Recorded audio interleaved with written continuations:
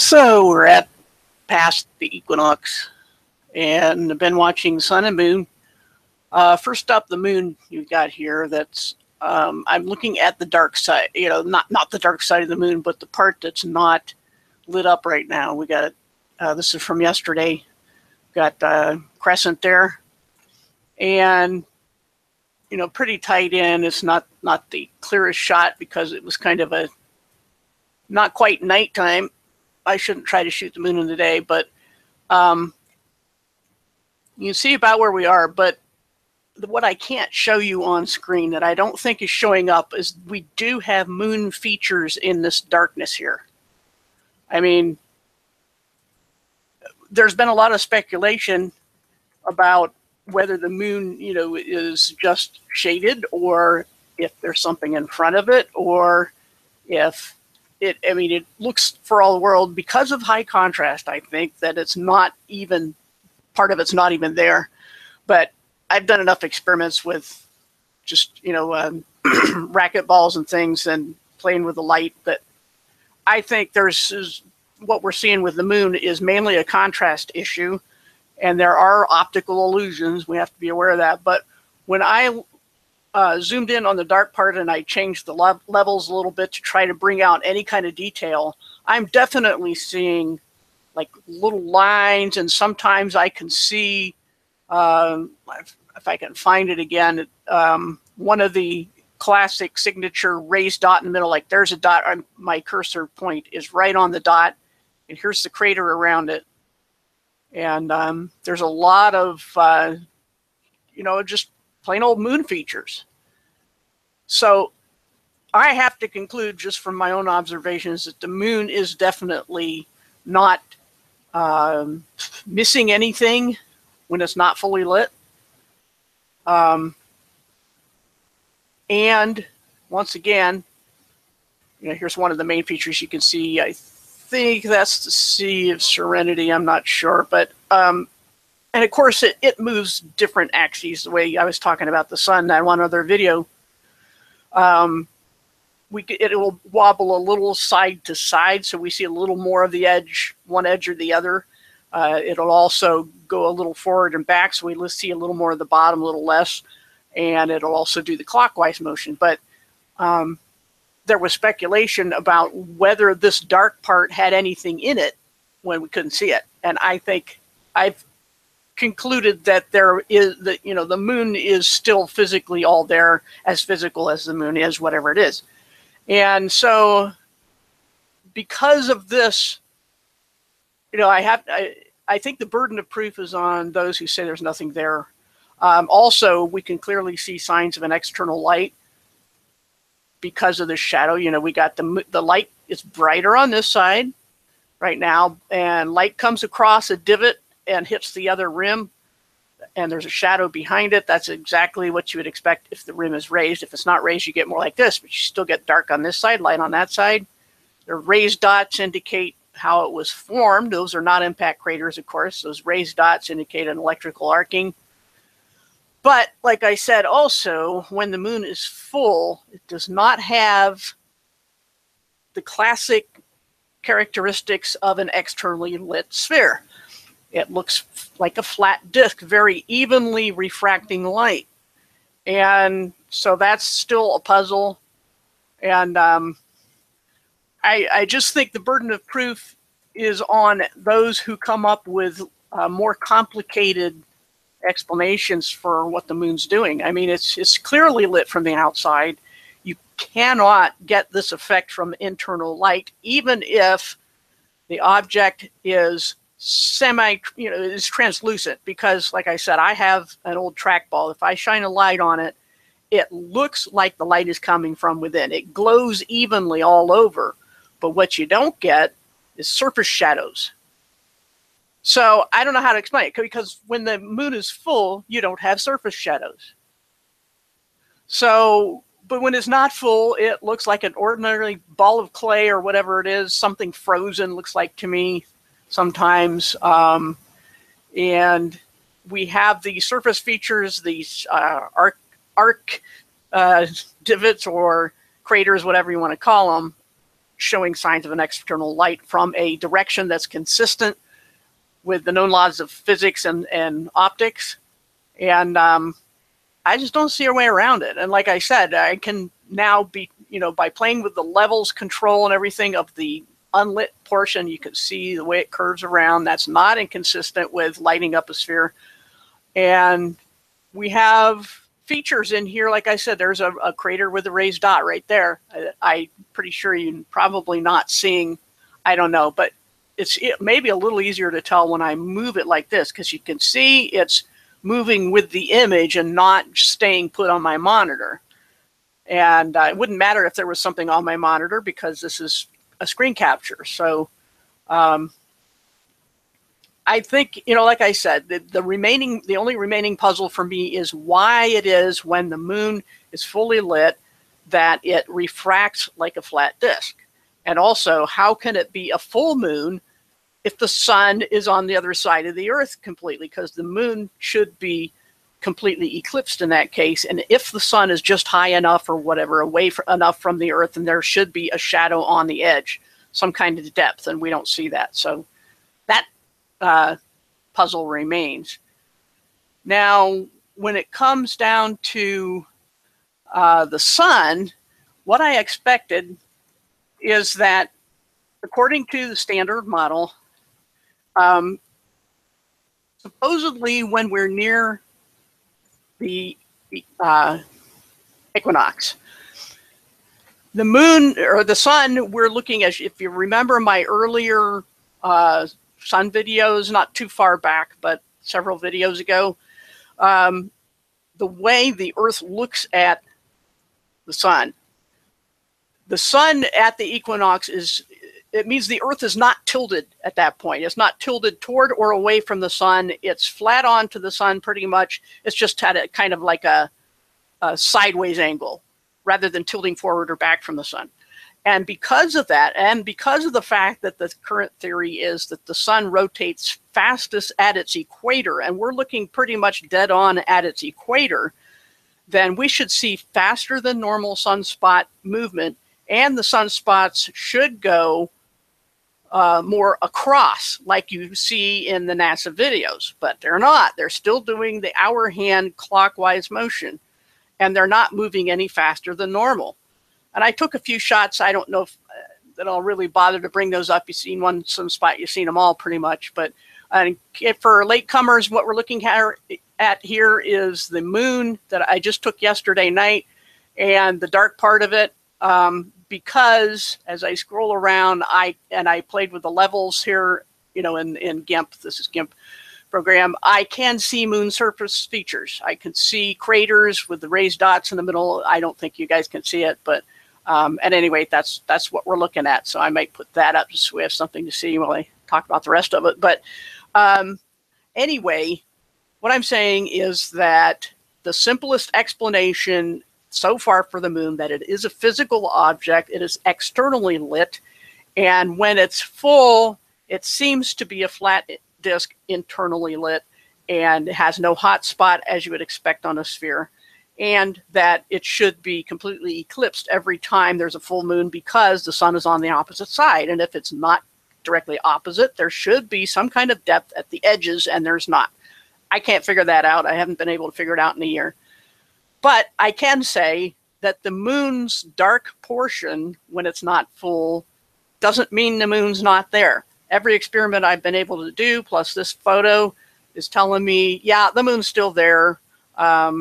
It's stretching credulity and making us look rather desperate if we try to say the dark part of the moon is not there.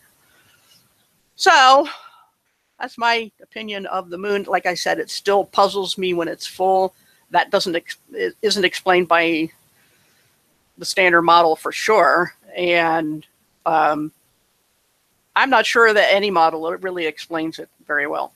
And as I said about the sunspots, what I expected according to standard theory is that sunspots at the equinox should move faster than normal and should move more laterally left to right throughout the day, and they don't. They move the same speed as always, and they move like an hour hand. So I don't see any difference in sunspot motion, which means the sun itself is, if they're trying to tell us that we're looking dead on at the sun's equator at the equinox, then the spots should reflect that difference in motion, and they don't. So, also just a quick glance at the chat. Remember the difference between reflection and refraction, because a reflection would be what a mirror does. And in which case, if the moon were a mirror then and reflecting, then we would see a mirror image of the Earth in it, but we don't. Some people say we do. I say burden of proof is on you. So it's refracting. That's how we see most things that aren't mirrors. We see refractions. That's just bouncing light at various angles. With a mirror, the angles are very uniform and meant to come back to you directly. But the moon doesn't do that. It is highly refractive. It is doing a great job of bouncing light back to us, but it's not reflecting from the Earth. Whether it's reflecting sunlight or not is another question, but you know, it's really difficult to tell angles of things that are up where we can't directly, you know, observe them. So the burden of proof again is on saying there's a different light source that's not the sun. That's stretching things for me. So there's all I really had to say about the sun and moon as far as what they are and what they might be, and what I think we can rule out. The moon seems to be, as far as we can tell, as far as I can tell, a physical object that has craters that were formed by electrical arcing. It looks like it froze in time, like something bubbled, or some kind of viscous fluid that solidified when it was formed. And also, just to be super redundant, we can't, as Christians, forget the flood and the fact that there was probably a lot more going on than just water on the Earth when that happened, and a lot of things got messed up. Because some people look at the moon and go, wow, that's really messed up. Why did God make it that way? Ha ha, God didn't make it. Bad logic, to say the least. But the fact is that there have been cataclysms in the past. I don't think anyone can deny. I just got another notice from Wise Up channel on more debunking megaliths. But everything he's uncovered is screaming flood. Everything in geology says there was a giant flood, and we can't expect that this didn't affect anything but the Earth's surface. It certainly affected our environment and ecosystem, but probably since the sun and moon and stars are in the firmament, it affected those too. So who knows what happened in the past, but we can't say that the moon's scarred looking surface is evidence that God didn't make it. I think that's extremely bad logic. As far as the overhyped prophecy, and when I mentioned Mexico, I see there, yeah, 2 fairly large quakes, and there have been some other ones I think haven't been reported very well. Plus we've had the fire and all the other things going on, the eclipse, bad stuff all over the place. Everybody, you know, especially in the Western world, is finally learning what second world problems are. And there does seem to be an uptick in disastrous, decaying events. And we have to understand, as I said before, what a sign is. A sign points to something else. It's not the thing itself. You don't have a sign serving as the thing that you went to look for. And they generally, like I said, precede in distance or time the thing they point to. That's what signs are for. And so I think the September 23rd stellar arrangement, you know, the constellations and all the convergences of things are a sign. We're a sign. But like I said, that doesn't mean we're here yet. It's a sign. Like everything else is a sign. Like the existence of Israel in unbelief is a sign. And the signs seem to be increasing in frequency, and there's a shorter time between them, which, as the Bible said, is like birth pangs, where you get your first birth pang, and then and then there's, it's not the worst, it's just a wake up call, and then you keep paying attention to how frequent they are and how intense they are, and when both start to increase seriously, the birth time is near. You don't know the exact day or hour yet, but it's pretty darn soon. And by the way, just we had a death in the family a few weeks ago, and just a few days ago, we had a birth in the family. My niece had a baby. So that's a good object lesson for what the Bible is saying and how to describe this stuff. So yeah, birth pangs is really fitting. And for all of the channels that lately have been saying, ha ha, the Christians were all wrong. They all said it was doomsday, and they all said it was the end of the world. I don't know anybody who said it was the end of the world. And there's nothing in Bible prophecy that says that's the end of the world. The Revelation 12 sign is not the end of the world. Nobody said it was. So they're burning straw men when they say that, that all the Christians were wrong again. The prophecy's wrong. The Bible's wrong. Ha ha ha. I mean, what can you do with shallow minds like that? But just to say, just for the record, that nobody thought the world would end on that day. It's a sign. Some people hope the rapture would be that day. I hope the rapture is every day, every 5 minutes. It's like, are we there yet? And I wish all the Christians would bug God and go, hey, you're late. Are we there yet?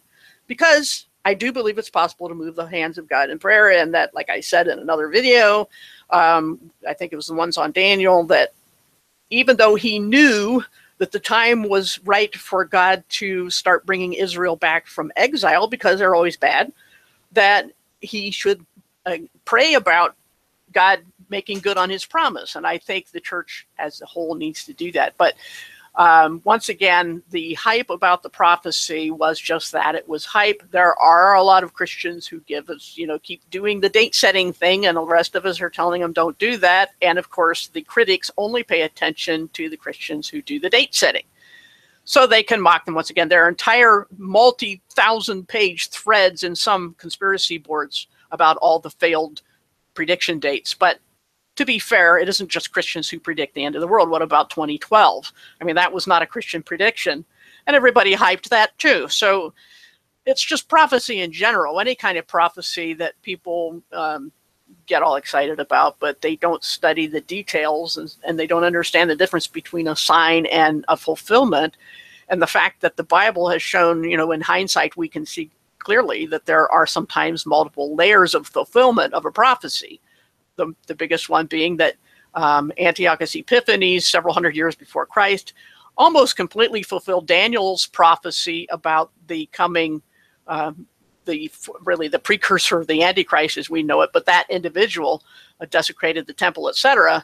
And yet Jesus said, referring specifically to Daniel, and he named Daniel, and so there's no interpretation problem there. He said that this was yet future to him. So the point being that prophecy has multiple levels and times of fulfillment. And so that's what the sign was all about. I expect more signs closer together, being more intense. The U.S. is overripe for some severe upheaval with the New Madrid fault line, the San Andreas fault line, the Yellowstone caldera. We've had freakish hurricanes. We've had black government-induced civil wars practically fanned into flames now. So, and as someone else pointed out in another video, the prophecy is not all about the United States. I mean, it's hardly any about the United States as a country. It's, in my opinion, by just deductive reasoning or inductive, depending on how you want to look at it, that the United States, and especially all the Western world, is the kingdom of the beast, not Babylon. Yes, there are overlapping characteristics, but we have to remember there is an interlock between the beast and the woman who rides it in Revelation, and that the beast will throw off the woman midway through the tribulation. That would be the Western world throwing off the Vatican, in my opinion. The Vatican being, with the Pope being the position of the false prophet. There are two beasts in Revelation that most critics don't know about. So, but again, I've already done a whole bunch of prophecy videos, a whole bunch of prophecy writings, and my main thing was to deal with that, the gloating that nothing happened on the 23rd. As far as they know, it's not everything is in your face. Things can be in motion, but I'm not one of those to go anywhere near the issue of saying, well, it happened, but you couldn't see it. No, I don't go there. It was a sign, as far as I'm concerned. Whether anything's starting to happen, I don't know, but I think it's a good idea to always be ready anyway as Christians to meet our Maker. And to use that as a fire lit under us, so to speak, to spread the gospel, which we have to remember to do. And we have to remember to stand up and be salt and light. I still see too many Christians saying, well, flat earth or government conspiracy or whatever is so important that we need to lock arms with unbelievers. And like I said before in another video, my issue is that we cannot put our faith on the back burner. We can't hide it.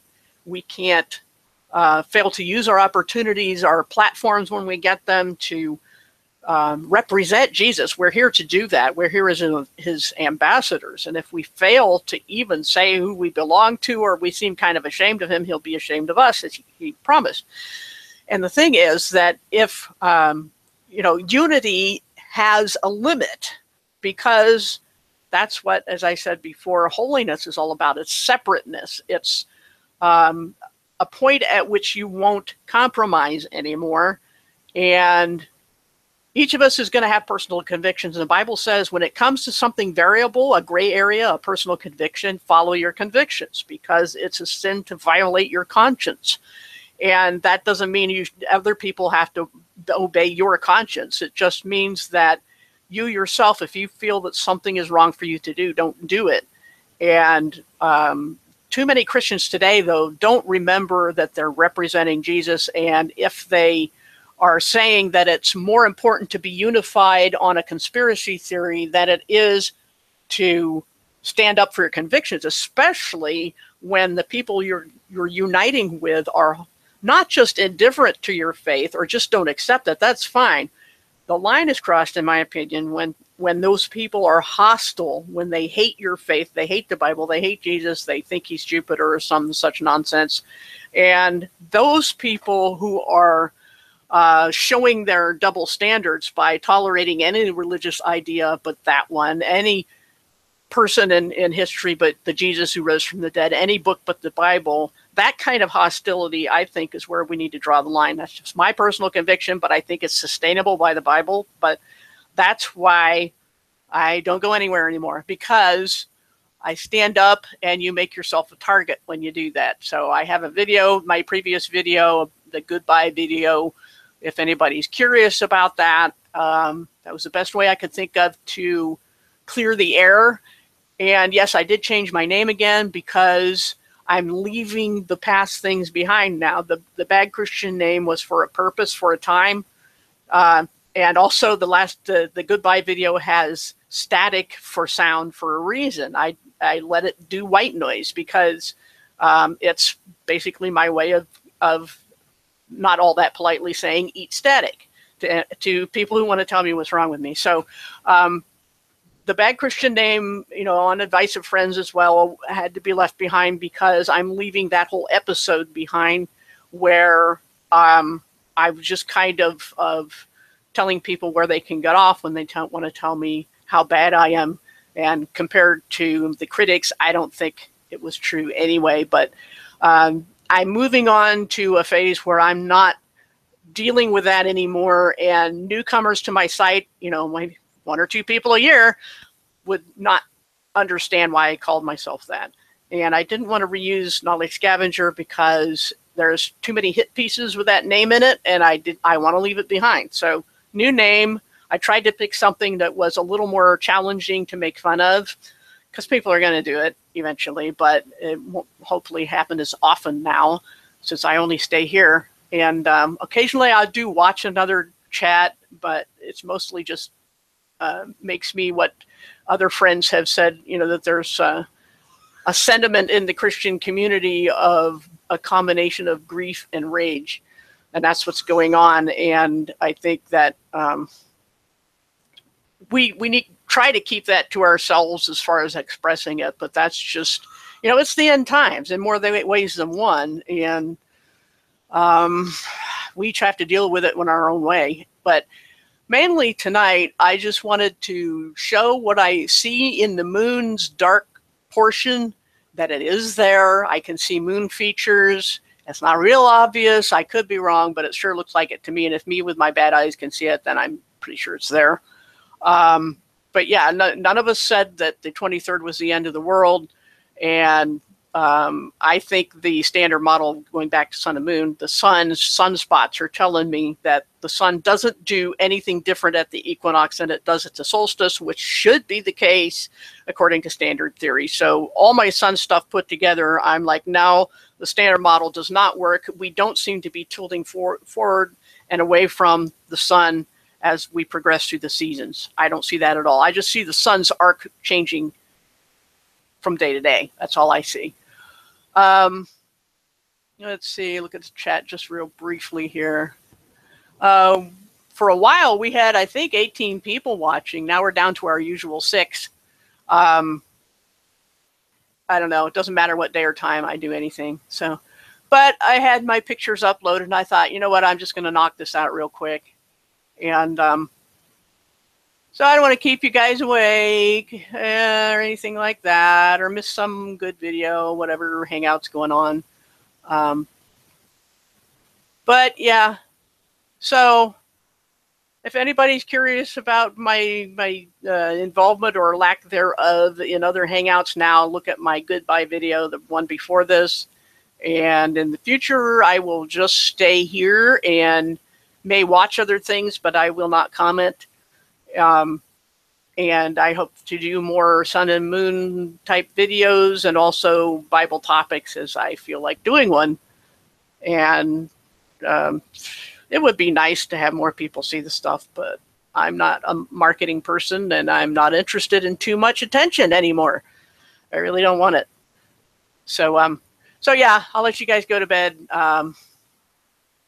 Thanks for coming. And I hope at least that we've dealt with the 3 topics I wanted to deal with, which was the hype and what the moon is doing when it's not, the part of it's not lit up, and that sunspots do not match the standard model. So, all right, thanks for coming. See y'all later.